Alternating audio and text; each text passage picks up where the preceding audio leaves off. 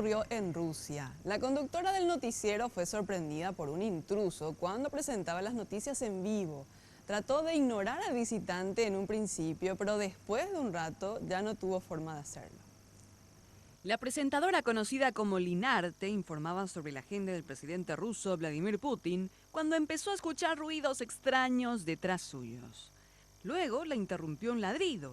Entonces tuvo que dejar de hablar. Miró hacia abajo y exclamó: «Tengo a un perro aquí».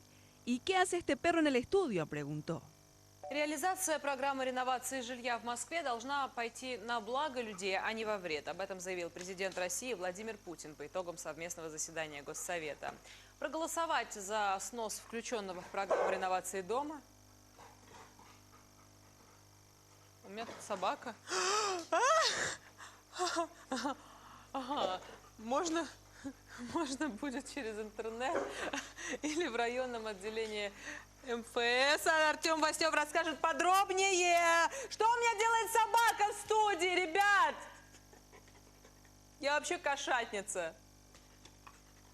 Я люблю кошек. Ну что ж, мы продолжаем выпуск. Итак, итоги выборов во Франции. Сегодня заключительный день теледебатов. Ну, а уже в это воскресенье... Aparentemente el perro había sido llevado al set para participar de otro show, pero logró escabullirse sin que nadie lo note hacia el sector en el que se filma el noticiero.